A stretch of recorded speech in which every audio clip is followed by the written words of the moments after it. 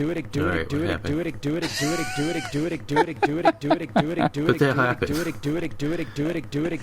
hearing what I'm hearing? Yeah, is it just like the do it? Oh my God. I'm gonna hang up on You gotta hang up on him. Hang on. That's awesome. Welcome to Archispeak, a fortnightly podcast about all things architecture. My name is Evan Troxel, and I'm one of your hosts along with Neil Pan and Cormac Phelan. Have you ever wondered what it's like to work in the profession of architecture? Have you ever worked with an architect? Have you ever wanted to be an architect? Maybe you're in school and don't know what you're getting yourself into, or perhaps you know exactly what it's like because you've been working in the profession for a long time, and you know that the more things change, the more they stay the same. Or maybe, just maybe, you're planning on changing the world. Join us as we have a casual conversation about our passion, architecture. It's time for some Archispeak.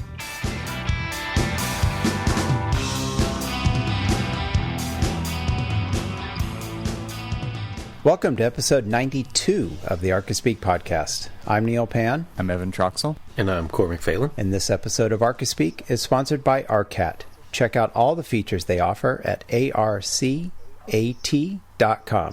We're also sponsored by the RKtekt Marketing Institute, the leading provider of client-winning training and resources for architects.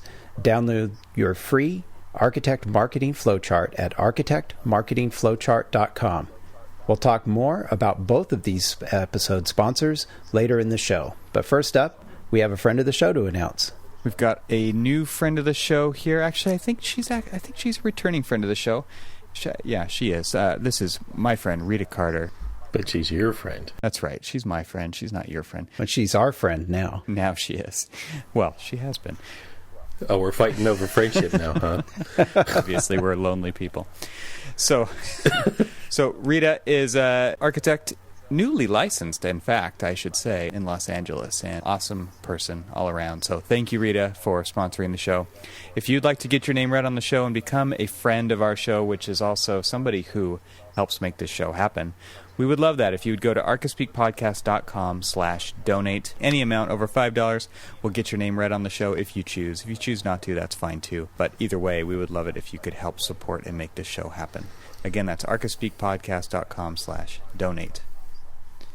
And so that's it for the friends of the show. Let's talk a little bit about what happened in this episode, since we're recording this a little bit out of order, which I think takes a little bit of the pressure off of editing here. But Cormac and Neil and I, mostly Cormac, we just started talking about licensure, and we started talking about being an architect and experience, and it just went off the rails. And we thought, what a great conversation to put out there. So that's what we did. And I don't know if you guys have anything else you want to say about it before we jump into it. Yeah, normally these are like what we talk about on the pre-show.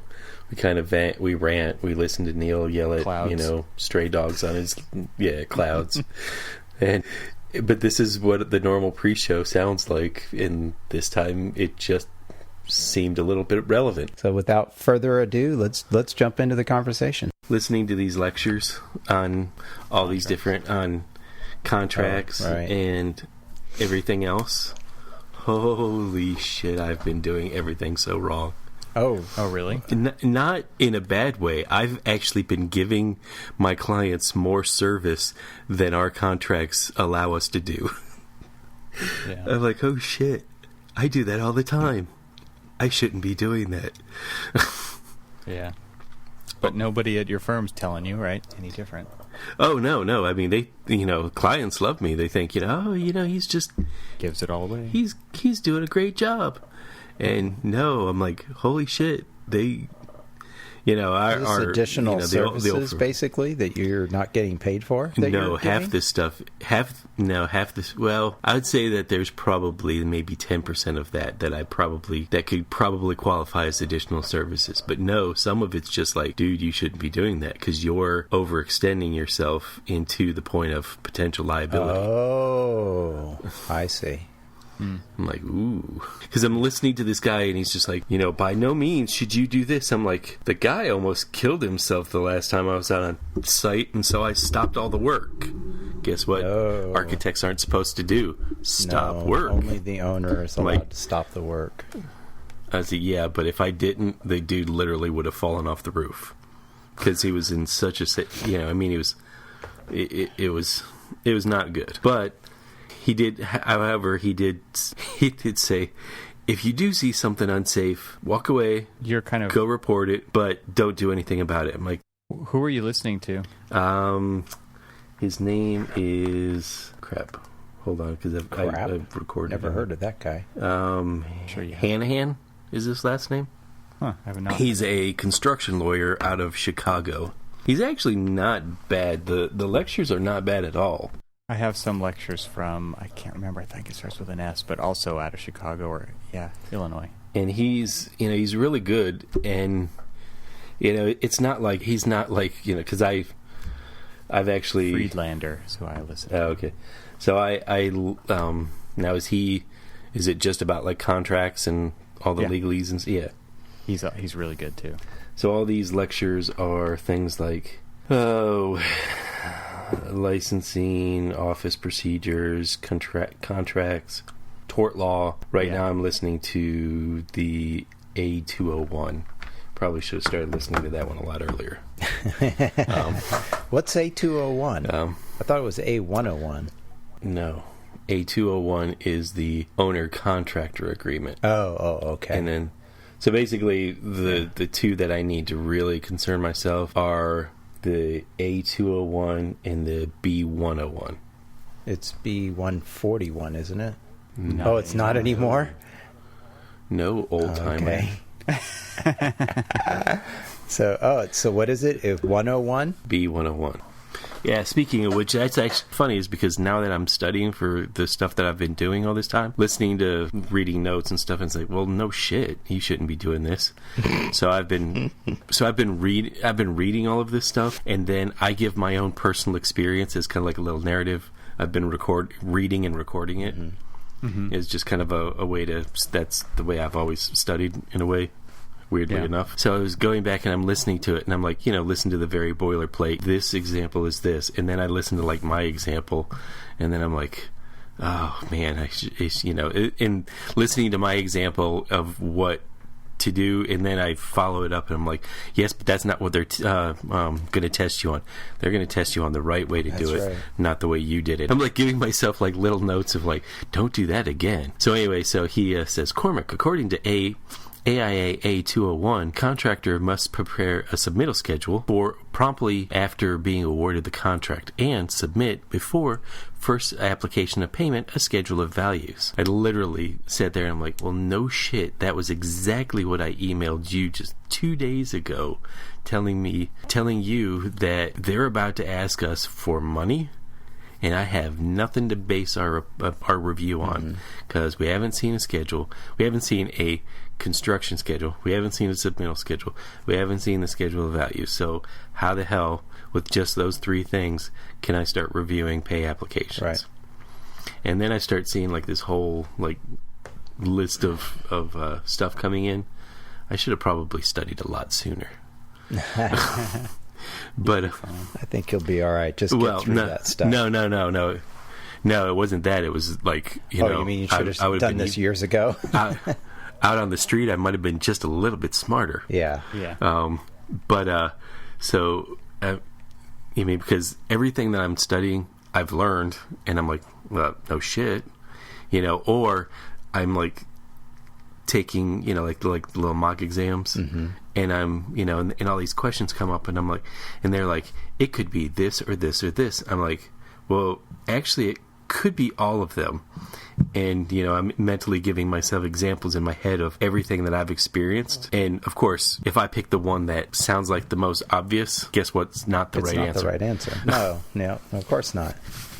It's like, well, and then I'm sitting there, I was like, that's bullshit, because this is what happened to me one time. Yeah, no. I'm yelling at the computer, telling him that it's bullshit, that my experience trumps their, you dumbass answers. You gotta flush that. You have to put yourself firmly into NCARB land. Yeah, you can't put yourself in the real world.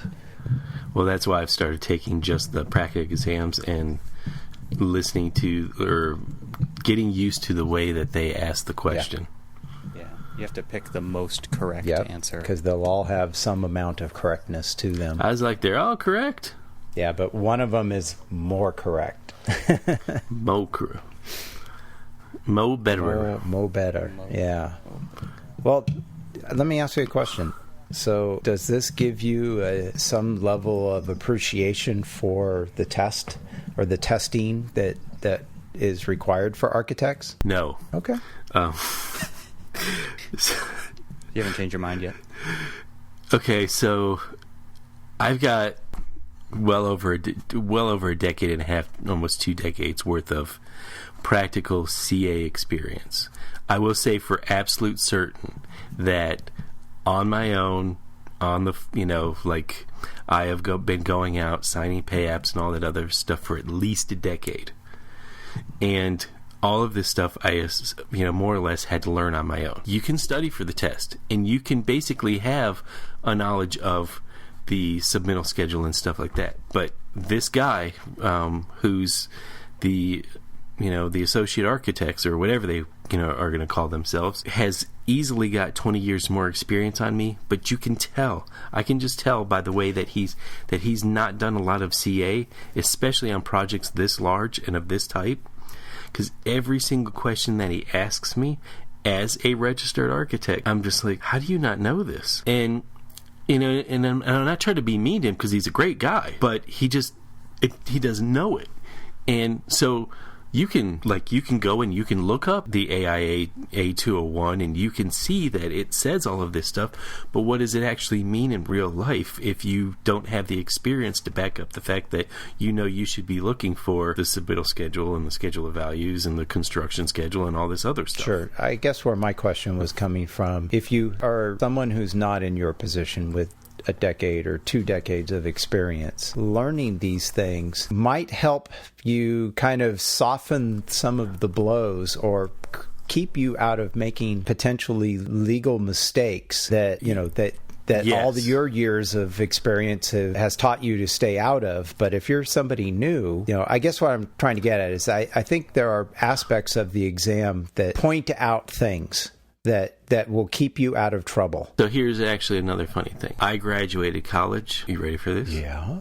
Don't be recording this. I graduated college without having to take, because I was a transfer student and because of my military experience, for some reason, I did not have to take professional practice, which would have taught me a lot of what I'm learning now in contracts and all these other things. So taking the test or preparing for the test will at least give you a basic knowledge of, if you hear the words B101 or A201, that you'll understand that, those are contracts, and one is this and one is that, and one defines the rights and responsibilities of the architect and the owner and the and the contractor, and this one defines my role here and this one defines my role there, and both of them has languages that kind of are the same because they're both written by the AIA to make sure that if it's an agreement between the owner and the contractor, that agreement is the same, as has the same language in it as the owner and the architect agreement has. And down the road and all that other stuff, the owner consultant agreement, blah, blah, blah. So that there is consistency and things like that. And things like that, that's good for people who are taking the test and just basically learning the information. But I still think that I won't say that, I will definitely say that, I should have done this a shitload sooner, but I will definitely say that everything that this guy is saying in these lectures and stuff he's giving examples, and I'm like, he could be giving an example of my own experience or shit that's happened in my life and out on the job site and things like that. So I still think that there's that nice little mix between a lot more experience than people can get. You can still just get 2 years out of school with a master's degree. You can have a license, and everything that I'm carrying into it that are just built up knowledge. But the problem is that the thing that I find bitter in a way is that the AIA, of all people, the AIA shrugs their shoulders at experience, who cares, we've just got another paying member. That's what it feels like to me when they're constantly pushing the license to get the license right now, as soon as you can, right out of school. And all I'm thinking to myself is, you're not ready for the license. It's more responsibility than just calling yourself an AIA. Yeah, but Well, let me just ask you this.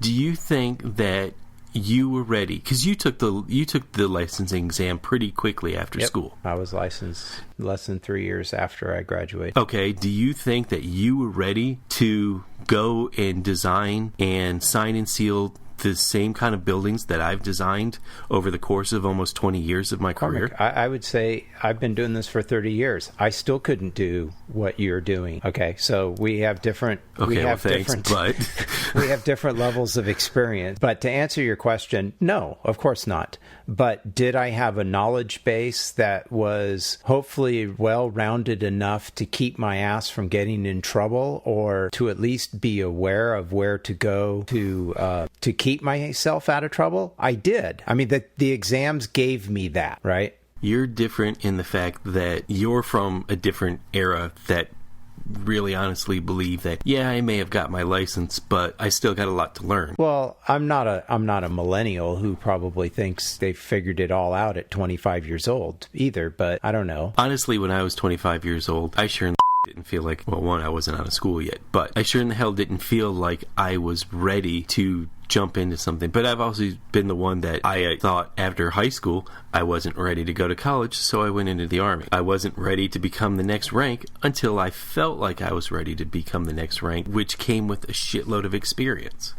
And just, I've been that way my entire life, but I listen to these people out there and they're just like, if I can't wait till I get my license, because then I just don't have to work here anymore. Right. I was like, I can do my own projects. Right. I'm like, you're not ready. Well, if there's people out there that want to do their own projects, then they're going to go do them whether they're ready or not. And they probably will. They'll make mistakes like we all do.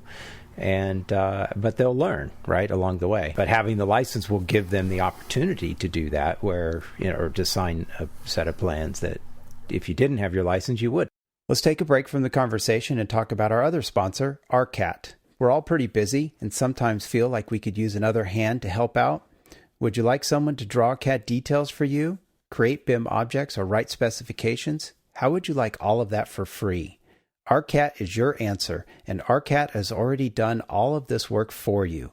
Search the RKat libraries for CAD, BIM, specs, catalogs, videos, and more. All of this content created for you, free of charge, and no registration required. Stop registering on sites for content. Just come to RKat and find what you need. RKat has created a website devoted to you, the building professional, to find building product information fast and hassle-free. Check out RKat today at arcat.com, and don't forget to provide some feedback on the site. There's a button on the right side of every page. Have a suggestion to make RKat better? Click the feedback button and let them know, and tell them that Archispeak sent you. Thanks to RKat for sponsoring this episode of Archispeak. Now let's get back to the conversation. Is anyone ever ready for almost anything? You know, maybe not, but I don't think that's an excuse not to take the exams as soon as possible, because I think the challenge that we all face is typically, for most of us, when we graduate college, we're not married, we don't have kids. It's an opportune time to take that time in your life to do that. 10 or 15, 20 years later, you have a wife and a family and a job and responsibilities and a mortgage, and it's hard to, as you're finding, it's hard, you and Evan both, it's hard to find time to do all of those things plus study for your exams. I think that's one of the real reasons that you should try and do it as soon as possible. See, like we constantly liken ourselves to other professional degrees, like being a lawyer or being a doctor. Sure.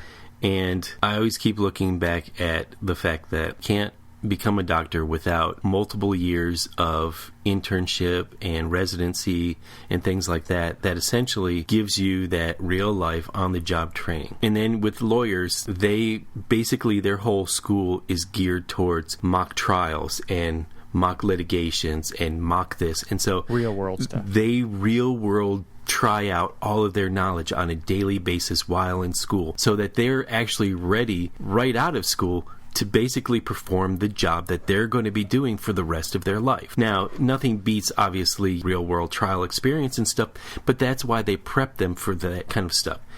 there is nothing in our school that actually preps us to do that. And for the AIA and NCARB to really be disingenuous in their own beliefs that this whole 3 years of experience for a bachelor's degree or 2 years of experience with a master's degree is really going to equip them for the things that they should have or the failings of school, it doesn't, to me, it just trivializes the notion of experience is going to win out. It gives everybody this kind of false sense of security that they know more than they really do, and it gets us into trouble. I see document after document after document go out that you're just like, what the are you putting this out on the street for? This isn't ready. And these are from seasoned professionals that should know better. And then you have somebody who is now equipped with a license in their hand that's got 3 years who doesn't know better and does the same thing or worse. Sure. And how does our profession look that way? Well, I think there's a couple of things. One, I don't think school prepares you to work in the profession, but I don't think school has ever tried to do that. Architectural school. Maybe some schools do. But so there's that. I think that the IDP or AX, what are they calling it now? AXP or something? Architectural Experience Program. Yes, yeah. AXP is, I think, is an effort to try and, to try and do something about that. Try and make it. Really? Well, I don't know. All they did was rename. All they did is just rename IDP. No. Well, okay. Well, because they wanted to get rid of the term intern. I realize because that. Everybody's. But they're so annoyed with, don't call me an intern. Yeah. I graduated school, but you don't know anything. I got it. So I think IDP, I never went through IDP, so I really, all I can do is say, I think IDP is an attempt to try and give people a more experience than to make them better architects by the time they get licensed. I don't know. I didn't go through it, so I've never been a part of it. But I just from the outside looking in, I would say that it's at least an attempt to do that. Whether it's a successful attempt, we could debate that. I don't know. But I don't think you're ever going to... I would be curious to talk to... Actually, I can't. When I see my brother-in-law... Maybe this weekend, actually, I'll be able to ask him. He's a lawyer. I'll be able to ask him, hey, when you graduated, what did you think? Were you ready to practice law the way you are right now? 5 or actually more than that years later, almost 10 years later, probably, since he graduated law school. I would be curious to ask those people in these other professions, do you feel that school prepared you for, or your license exam prepared you for? I would hazard to guess that some of them are going to say no. They were not ready. They were not totally prepared when they got out. So I think it's a false. I think it's a false expectation to believe that having a license, regardless of when you get it, is supposed to be a substitute for a decade or two of experience. It's just not going to be that. And I don't think it attempts to be that. And I don't think you should try and say that it is. Do you know what we need to do? We need to scrap IDP or AXP or PD, LMNOP, whatever the hell we want to call it. We need to scrap all that shit. We need to scrap the license. We need to scrap everything.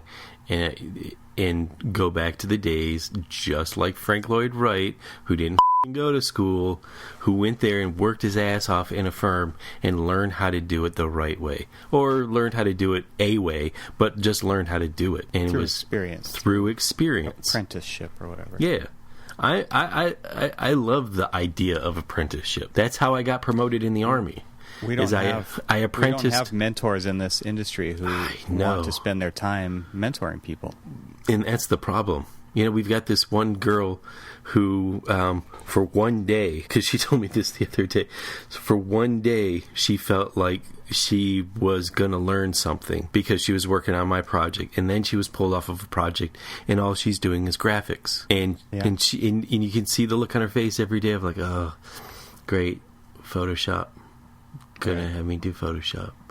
And so she's like stuck in this world of Photoshop, and she's not. And here I sat down with her and I kind of like talked to her about what I needed her to do and why I was, what she was going to do and what it meant for why she was doing it and all this other stuff. And that was like the closest thing that she had. She was like, this is the first time I've actually felt like I was learning architecture. And she's in school.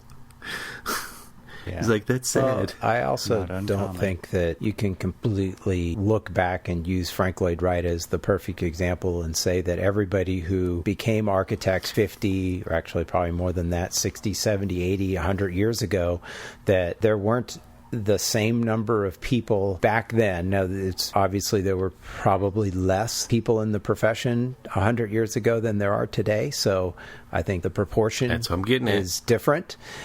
But what I'm getting at is that I'm sure you could find plenty of people 100 years ago bitching and complaining that they didn't feel they knew enough to be an architect, or so sick of sitting here rendering the same perspective over and over and over, day after day, that somebody else designed, and I got to frickin' render and put the trees up and put the people in. I'm not learning architecture. The guy over there at that table, he's doing architecture. I'm doing Photoshop circa 1910. Right? With a pencil and a marker. It's the same shit happened back then. Version 1. Yeah, version 0.001, right? Or something. I guess what I'm trying to say is that I don't think you can look back a number of years ago and say that was the only way and the right way to do things. I'm sure there were plenty of people that bitched and complained back then, that got sick and tired, of left the profession, or just frankly, licensing wasn't quite as draconian as it is today. I don't know how... Frank Lloyd Wright was never licensed. I know he wasn't. So, and he did lots of things. So do you need a license? Well, you know what? Back then you didn't. Today you do. So get a fucking license. It's not that hard. You pass 6 exams now. What's it, 6? It's only 6. 7. No, but it's going to be 6. 7. Version 5 is knocking it down to 6. 6 exams. Pass the goddamn exams. Get your license. Pay your $300-400 a year. And be done with it. Yep, and you are like everybody else in this profession, the problem, not the solution. All right. You think that getting the license is the end all be all of being a no, architect. Did I ever say and I'm that? Saying the No, don't put words in my mouth. You just I did not say that. Can we get a playback, please? I did not say that. You're putting words in my mouth. Can we get a playback from the booth? We have to stop the recording and go back. No, I didn't say that. I didn't say that just getting the license makes you the best architect of all time and is a complete substitute for experience. It's not. And I apologize to both of you because I know both of you are licensed, but I have zero to no real respect for the license. That's not what makes, to me, that's not what makes the profession. It's the people who have the experience that make the profession. And that's fine and dandy. And the license makes absolutely nothing. In today's world, you have to have a license. 80 years ago when Frank Lloyd Wright was doing this, you didn't need one. Today you do. So this is your entrance fee. Pay it and move on. Yeah, that's a good way to look at it, I guess. But I don't think you need it. Evan, tell me again about your whatchamacallit, your CEO. I'm sorry, where'd he get his license from? Yeah, exactly. You don't need one. I think it does. I think you're right, though, Neil. And Cormac, the people do make it, and I don't think that the license really matters in that way or not. The license just allows you to do things, that's all. Well, and I don't even think that the license necessarily, it will make a difference when you're in a firm, or it will make a difference if you're trying to practice on your own. There seems to be, look at it this way, if you go see a lawyer for whatever reason, and he goes, yeah, I never did pass the bar. I'm not actually a lawyer, but I've been doing this for 30 years. I know how to do it. What are you going to think? Are you like, well, I don't know. He doesn't have a license. Or you go to a doctor, right? And he doesn't have MD, or he's not a licensed doctor. Well, that just doesn't even happen. Right? Well, okay, yeah. So it's like, that's your entrance fee. You need to do that. And you need to do that to do other things, right? You don't need to, but I do think that, like you're saying, there are... I know, like I felt in my firm, that once I did get it, that certain doors were open that were not even an option to me before that. And it doesn't matter how old you are or anything. I think it does allow you to go places in your firm. Do you have to have it at the firm? No way.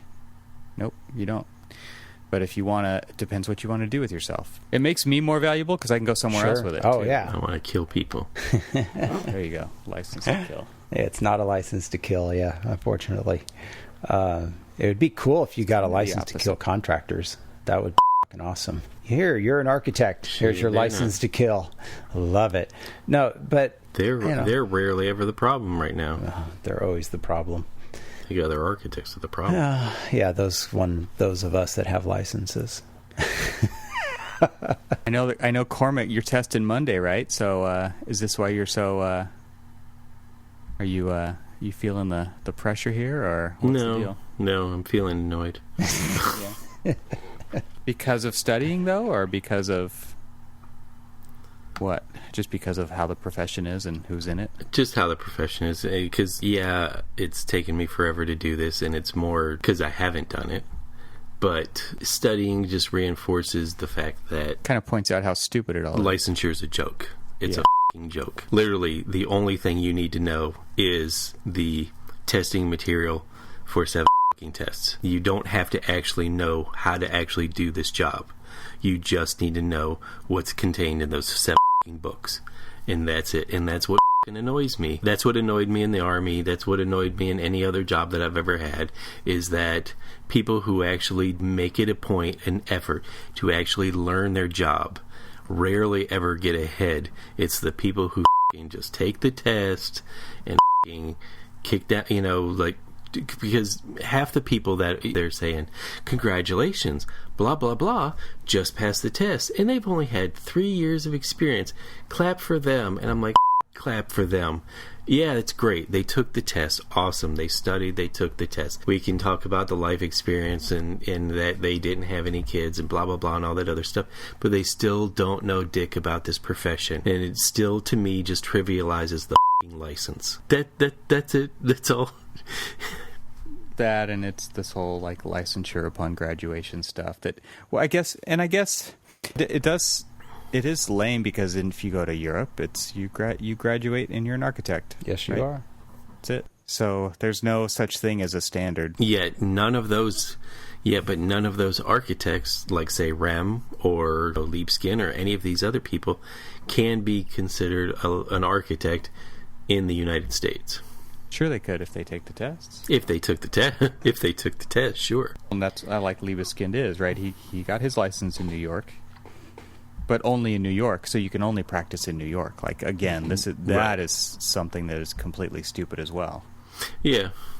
I mean, honestly, to be quite honest with you, it should totally be a national. It should be a national license, and everybody should know about hurricanes, and everybody should know about earthquakes, and everybody should know about snow drifts, and everybody should know about all of this stuff, because you know what? You might actually practice in another state. Even if you don't live there, you might practice in the other state. See, that's the thing, is that it's just a racket, right? Yeah, and it's just a racket. NCARB, AIA, licensing boards, whatever.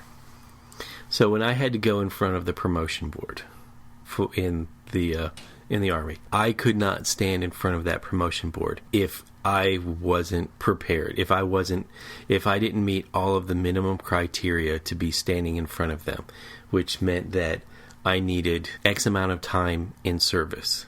I need X amount of time in grade, which meant that if I was an E4, which is a corporal, and I wanted to be promoted to a sergeant, I needed to be a corporal for a minimum of 24 months. And I needed to be on the promotable list, which meant that I met all of the basic criteria to be a sergeant for a minimum of 6 months, which meant that I was out there basically performing the duties as a sergeant long enough to equip myself with experience to then become promoted to then hold the position that I'd already been technically performing. But it was because I was out there, because it was a requirement to actually learn your job before you had your job, or you learned your job before you had the title of the job that you were doing. The real world is not the military. We're not that organized. The real world is not the military, man.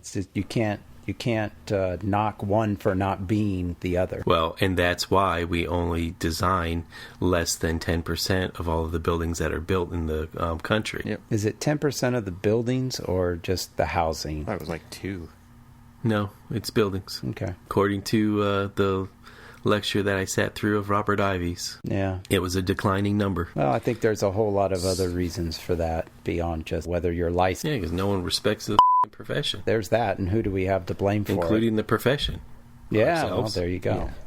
It's not going to change until we do something about it to change it. All right, let's take a minute out of the show to talk about one of our sponsors, and that is RKtekt Marketing Institute.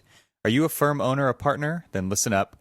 Our friend Enoch Sears and the RKtekt Marketing Institute are giving away a free RKtekt marketing flowchart showing how to develop a clear and proven marketing plan for a small architecture firm. In this free PDF download, you'll discover the step-by-step marketing plan flowchart that you can copy and implement in your practice to do 3 things. First, you can create a waiting list of clients for your firm so you can pick and choose the best projects you want to work on. Second, you can attract and win clients who value good design and don't haggle over fees. Use free automated tools to have clients pre-sold and ready to move ahead before they ever meet with you face-to-face. That's important because I think a lot of people spend a lot of time working with clients that never hire them, right? So that's a cool point there. Lastly, get this flowchart for free by visiting architectmarketingflowchart.com. This is going to be available for the next 3 weeks only, so don't wait. Get instant access at architectmarketingflowchart.com. And thanks to the RKtekt Marketing Institute for sponsoring this episode of Archispeak. Let's jump back into the show. I agree with you, Cormac, but to play the game, to get onto the field, you have to do it. See, the problem is that I've been No sports analogy. I've been defending the profession harder and longer than registered architects to no avail. I mean, I have more respect. That's not true. I have more respect for the profession than 9/10 of the registered architects out there. Yet it doesn't matter because I'm not a registered architect, so it doesn't really matter. But yeah, Cormac, I would. It's not true. Like I think that we are making a difference, even just having these conversations in this podcast, which is way more than 90% of the licensed architects out there. I agree with that part, but I don't think that you can say that it to no avail, because I think you are making a difference. I don't know why you feel like you We don't. are making a difference. Is it just your own personal, like at your firm, or what is it that's making you feel like that? No, I don't know. I think honestly, it's me. It's a me thing, not a. Well, then look at it that way and just jump through the hoops and get it done and over. I mean, that's. I guarantee that I will. Here's my hopes and dreams for my licensure. I get it. I don't tell a goddamn soul that I have it because it really doesn't matter. Because I still have more experience than they do. I can still put together a building blindfolded than they can, and probably manage the living shit out of a project more than they can. And it really won't matter if I have the license or not. No, but you'll get to move on, and it won't be a pain point for you anymore. Like what you said earlier, it will make me more marketable for my next job. Yeah, no, but also it'll free you, is what it'll do, from all this stuff that you're talking about right now. Not all of it, but a lot of it. Yeah, I'll still be bitter. I'll still want people to get experience. Don't call yourself an architect if you can't put together a building. Well, all right, come on, really? There's people who can just do toilet room details and work for an architect for their whole life and be totally fine with that, and you should be okay with that. But I mean, come on, Cormac. I can't put together a building like you can, right? That the school building, that other building you design. I can't do that type of work. So am I not an architect? That's the way I hear. That's what I hear when you say that. Okay. Because I can't do that type of building. Can I do a parking garage or some sort of 5-story building? What do you specialize in? I do residential work. It's all I've done. Can you do residential work? Yes. Then you're fine. If you're specializing in, like, I'm not gonna go masquerade myself as a residential architect, saying that I can do everything that you can do just because I'm licensed and houses must be really easy because anybody can do it. No, they can't. There's nuances, there's, specialities that you have that I don't have, and vice versa. But now you're touching on the chip that sits on every other residential architect out there shoulder when it comes to the profession in general. Y'all are a bunch of anyway. Because, if you've got a chip on your shoulder, it's because you don't know how to design real buildings. Well, what is a real building, right? Yeah, exactly. Just with you now. No, but I mean, all of them are buildings. And if you specialize in residential and you're good at doing residential, then you've got all the experience that I have. I've got experience and I can do commercial buildings. You've got experience, you can do residential buildings. That's fine. We need people to specialize in residential. We need people to specialize. I mean, that's why people create these little niches for themselves so that they can specialize in them and be the ones that they come to as the leaders in that particular sector. So it's okay if you don't know how to do a friggin' chemistry building or a K through 12 building or whatever else. You know how to do your buildings and you know how to do your buildings well. So that's what you should be doing, right? But I shouldn't be dipping my toe in your waters. You shouldn't be dipping your toe in my waters. That didn't come out right. But anyway, what I'm getting at is you've got as much experience as I do. I don't have experience in residential, so I shouldn't be playing in your sandbox. You don't have as much experience in the commercial that I do. Don't dip your toe in my sandbox, and we're all good. Let's all make all of the buildings that we do better. Yeah, but I don't think that you need to stick with one typology. Well, that I didn't mean to isolate it in as, you should only do this, and I explain it completely wrong. I just want people to do fucking good work. And you can't do good work with just 3 years of experience. That also requires a decent client, which is practically impossible. Well, yeah, that's true. But the more experience you have, the more you can educate the clients on why they should be doing things better. But now you're dreaming, because the client only cares about how much money they're going to make and or how inexpensive this building is going to be to them. Okay, then it also takes experience to learn how to, and I did learn this a lot when we were doing some work down in Florida. When I was working for the firms in Florida, I learned how to basically stretch $1 over the course of a building to make it do some things that otherwise you really couldn't afford to do.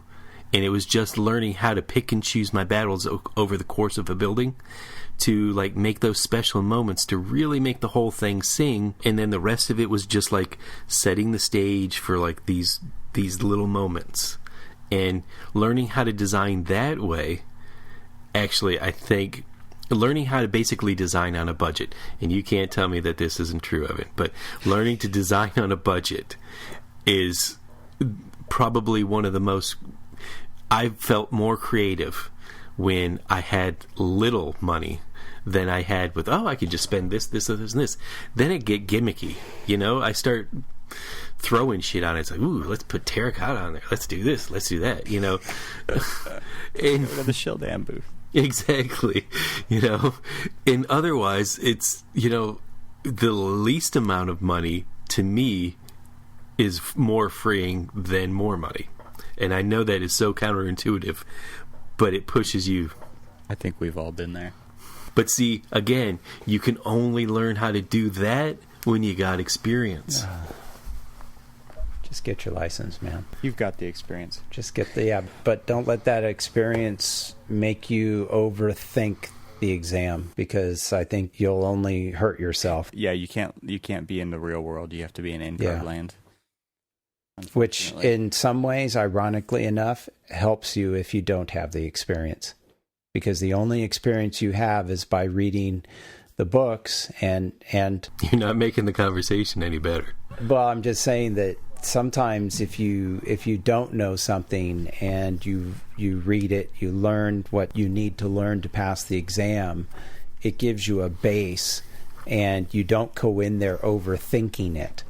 And it makes it, because the exams, you mentioned earlier, all 3 answers are right, which is the most right.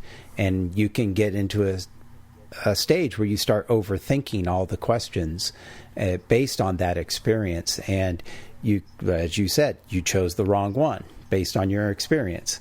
So not that that's, a good way to approach the rest of your career, but I think it will let you get past that hurdle, get over that hump, so you can move on to the rest of your career. I think Neil's telling you to hump the hurdle. Hump the hurdle. Hump the hurdle. No, but I think, I don't know. Can that be the name of the show? Yes. Hump the hurdle.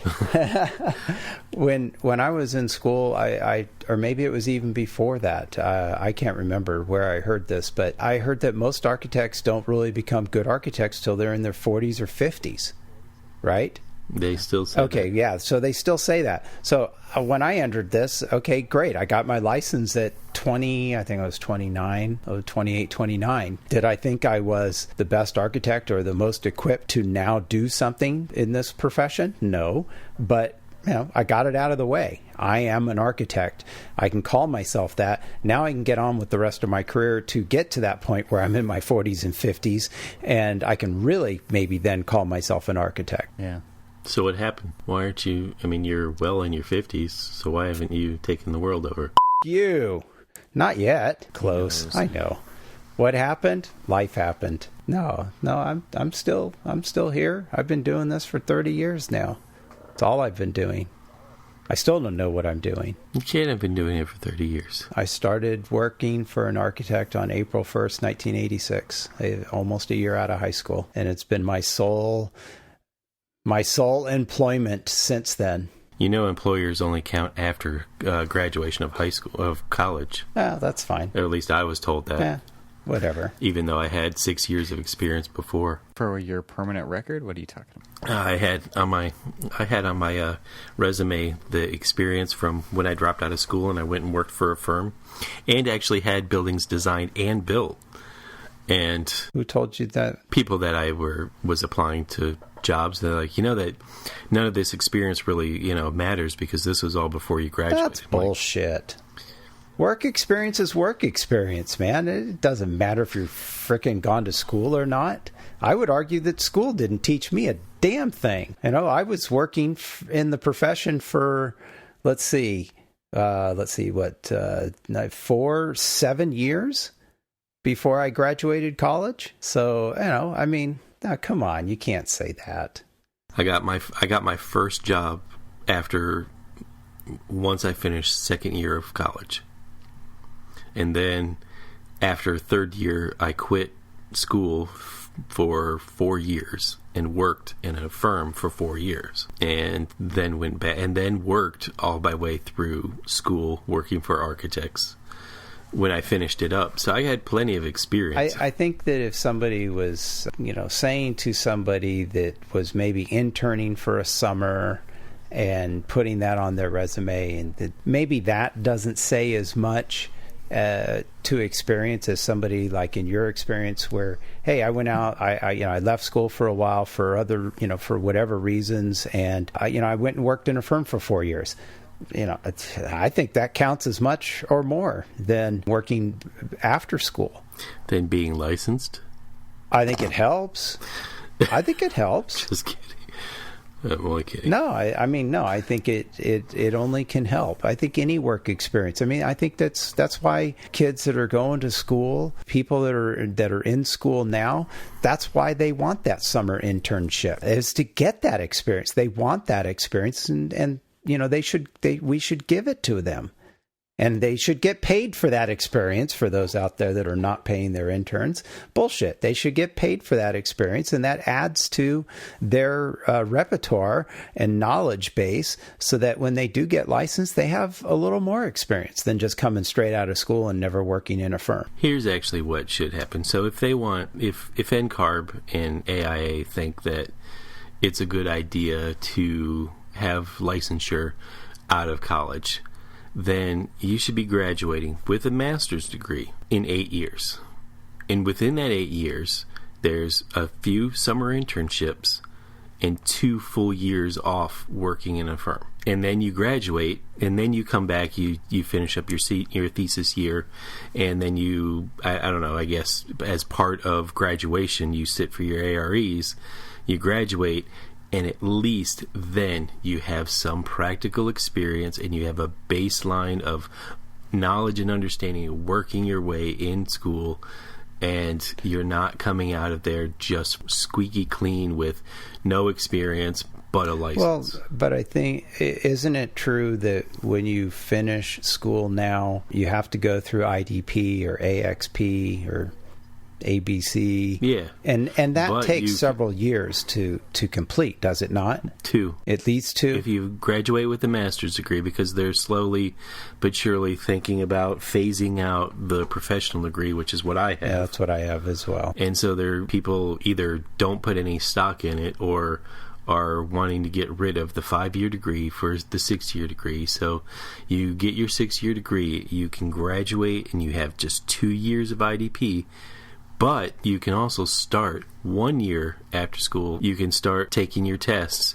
But then after you've got to complete your IDP before you actually get your license. But you could finish your ARE before you finish your IDP. And then once you finish your IDP, boom, you're licensed. Yeah, but the problem there is that IDP has specific requirements in different things. And like, that's the hard part for people. It's not the time commitment or the number of hours. It's the people who are actually trying to get their hours in the right parts of the work. Here's what is, and you guys have got to have seen this, and if you haven't, I don't know how you haven't. But the thing about IDP is that hour collection is bullshit. Most of the time, the profession isn't out there standing over them saying, did you get those 2 extra hours that you needed for your CA? No, they're going to say, oh, you only need 2 hours for CA? Here, let me sign it, write it, here you go, there's your 2 hours. And those 2 hours are, to me, those 2 hours are valuable 2 hours that they need to actually possess some knowledge. Those are the hours no one can get. It's a CA hour. Yeah, exactly. Those are the hours that anytime I have the opportunity to take an intern or a recent graduate or something out on a job site, that's, to me, that's the most valuable tool for a young architect's or a young budding architect's career, is taking them out and saying, okay, you see this line on the piece of paper, you see that beam hanging up over your head, that line is that beam. So when you draw that line, that's what it means. Whoa. Mind blown. To people who never leave the office, they're just lines. Sure. Totally. And they don't mean shit. Yeah, and what's even better than that is taking somebody who doesn't do architecture at all. Oh yeah. So like I'll take my friend who does visualization, and he did renderings of the project when it was a digital model, and then he goes out there and he's like, I can't believe this is real. Or you take your kids. Sure. I take my kids to photo shoots. I mean, that's the beauty of doing schools, right? They always need kids for models. And they're just like, Daddy, we're going to your project. We're going to go run around and we're going to play on the playground, and we're going to do this. And remember that time we went to your project? We went to your building, and I always thought, that's pretty cool. It's very cool. And it's interesting to them. I'm sure like you just said it, but Neil, I'm sure you do it too. It's like, I do this all the time. I take my kids out there. I let them see, like, basically the patch of dirt and then start from the patch of dirt and work its way up. And they're just like, holy crap, I remember when it was just a patch of dirt, and now we're walking around with a roof over our head and walls and all this other stuff, and look at, I can make an echo in the building because there's no finishes or anything. And it's fun for them because it's just a big kind of adult playground. But to me, they're getting to see the evolution of what I do on a daily basis. Yeah. My kids got to see that. They were too young to understand the building of the house they live in, but when I did the house next door, they got used to seeing for all of their lives, and then they saw it disappear, and they saw it slowly become a different house over a period of 6 months or something. And so they got to see that every single day, and they got a big kick out of it. It is very nice. I hear it very often that when people will ask either what I do or something comes up and say, oh yeah, I know that house on College. Yeah, I remember watching that being built. That's your place? Oh, wow, I know where that house is. Oh, that one next door, that's a really cute house. I really like that house. And it's like, oh, you did that? And yeah, so yes, it's nice. It's fun to hear that. And so I think sometimes I don't take a step back and say, yeah, I did that. Appreciate what we actually do. A little bit, yeah. Because we get so involved with all the little things that maybe didn't come out the exact way we wanted. And we look at our project with some disappointment, or at least sometimes I do. It's like, oh, man, they didn't do that one thing, or they didn't do this thing, and it could have been so much better. And so to hear people that are not in the profession go, oh, I love that house, I love this, or I love that about it, and you're just going, oh yeah, but you would love it so much more if this happened, or if they built this or detailed it the way I had drawn it or painted it the colors I wanted. Anyway, it's an interesting profession, but it's one that, getting back to where we started, which is the price of admission nowadays is the license, and you just need to do that, get it out of the way and be done with it. And if you are somebody who's right out of school a few years, you finished your IDP, you get your license, you probably don't know a whole lot about the profession, but you have a good base, and then you can build the rest of your career on top of that base. And I really think that the license is kind of intended to be that, is to give you that kind of broad base. There's a lot of things that I studied that when you guys talk about some of the things you do in the commercial buildings and signing off on contractors getting paid and all these things, this is all stuff that I don't do in my practice. But it is things that I learned about. I mean, I did learn about doing those things. So quite honestly, if I had never gotten my license and just had spent my career doing the residential practice that I've been doing, there's probably a huge part of the practice that I would have no experience or no knowledge. You could talk about your construction change directives and change orders and all this, and I'd be like, what the hell are they talking about? Right? But it's like, no, I studied, I got my license, and that did give me a broad base of the entire profession. Now, I only use a small section of it, but I'm at least aware of it. And I've probably forgotten more than some of the kids that are coming out of school now or just getting past now know. But well, yeah, there's too much. It's a lot to learn. I mean, whether it was 9 tests like when I took it, or 7, or now going to be 6, there's a lot of information crammed in there. And it's a lot to learn, and you're not going to remember all of it, but it will give you at least, when somebody mentions something, you're going to go, wait a minute, there's a little bell goes off in the back of your head. So I remember something about that. At least it makes you aware. And I think that's the benefit of getting your license, whether you get it now or you get it 20 years later. I think it's a good thing to have. And certainly professionally or legally today, it's something you have to have. And it's different than it was, 100 years ago. So when are we going to start recording the show? I think we just did. Just did. This is the show. It's Cormac's you to the AREs. FUARE. That's the title of the show. This is the standard feeling about the AREs. This is nothing special. Everybody who does this feels the same way. There are times when you hate it and you want to die, and there are other times when you're like, hey, I'm kind of learning something. Yeah. I think there's a lot of truth to that. And a lot of times those are like a 1 minute apart. or less. Yeah, I don't want to totally discount the licensure and saying that being a registered architect or a licensed architect or whatever you guys on the West Coast call yourselves. On the left coast, on the wrong coast, whatever. But it's not a trivial thing. I understand that, and I understand it's a lot of hard work to take the test, but it's even harder work to survive and flourish and succeed in this profession. And to me, it just pushing people to get something sooner than they're prepared to do it, to me, just feels like it trivializes things. I think it's personal when it comes to that. I honestly don't feel like I would have done it any other way.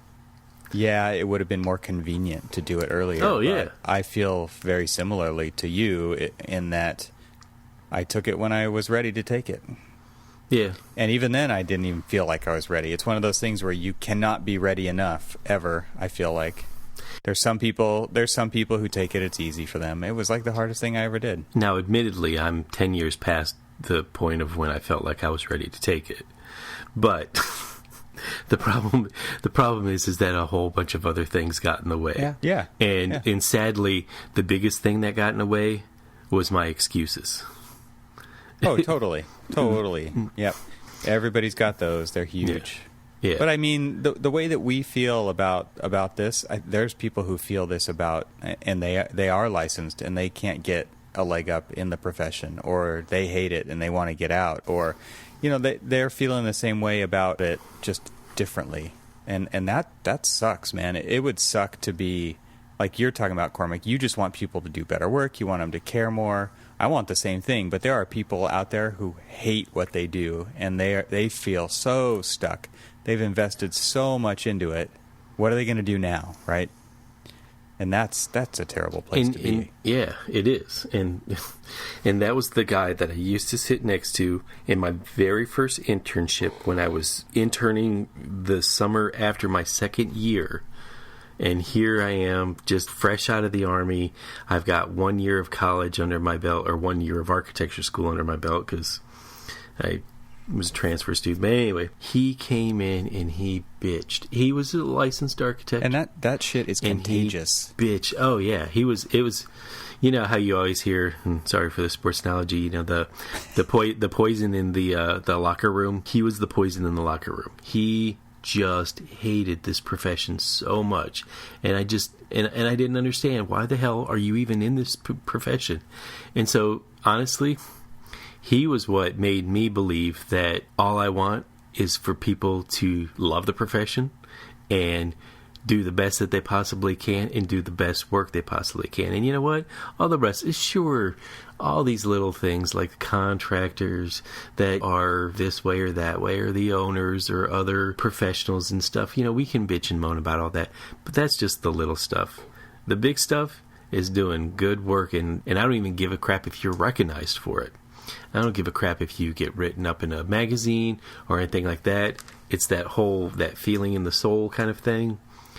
Well, and this is why it's important to hire good people and passionate people, because skills can be learned, right? You know as well as anybody else that all this stuff can be taught.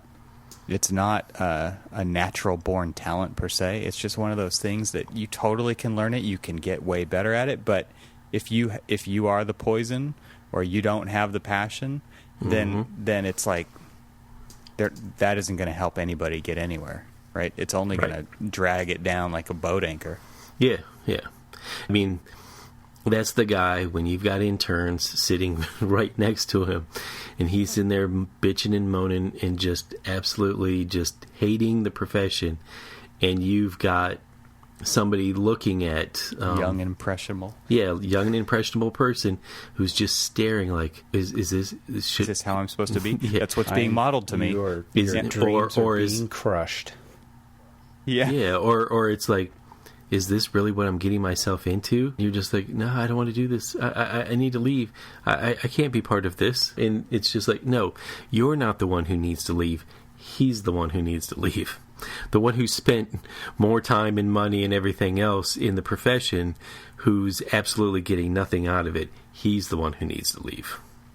Yeah, that's toxic. And it's toxic to their surroundings. I always wonder about him, actually, because, I mean, what was funny about it, this guy, literally, there was not a day that he wasn't complaining about how much he hated architecture. And here was the funny thing. His license plate, I think it said, like, RKtekt. It was just like, really? So he had a personalized license plate that, let the world know that he was an architect, but he hated it every day. Okay, well, before we go, we want to give a shout out to our sponsors for this episode, Architect Marketing Institute. Check out the flowchart at architectmarketingflowchart.com. and also ARCAT. Visit them at arcat.com. And thanks for them for sponsoring this episode. And also visit our website at archispeakpodcast.com for links to our catalog of episodes. You can also sign up for our newsletter that includes links to everything we mention in the episode. Between episodes, join the conversation by leaving comments at archispeakpodcast.com or on our Facebook page or even through Twitter. Links for all of those can be found by visiting the site at archispeakpodcast.com. Thanks for listening, everyone. Good night. Good night. Good night.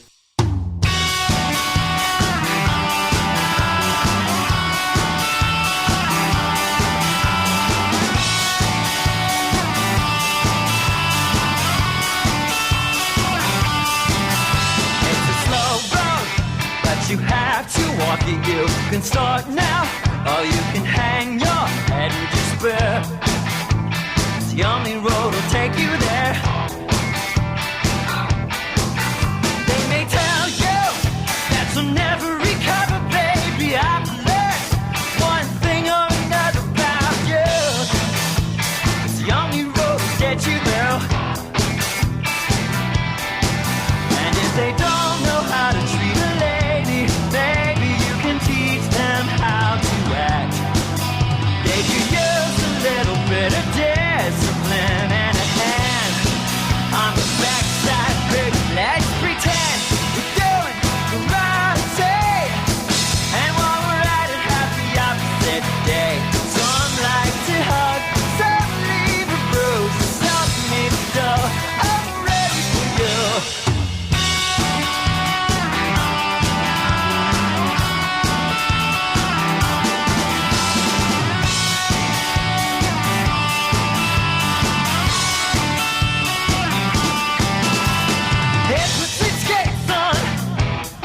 Want to get it, hey, on. I think you love it, escapes on, greats on the real world. It manufactures glory for the villainous fractures. Bulldoze and through like a tractor, a cracked actor, a mother of pearl. And if they don't know how to hold a woman, maybe you can put them back in their place. They could use a little bit of discipline and a hand across their face. Baby, let's pretend we're doing the right thing. And while we're at it, have the opposite day.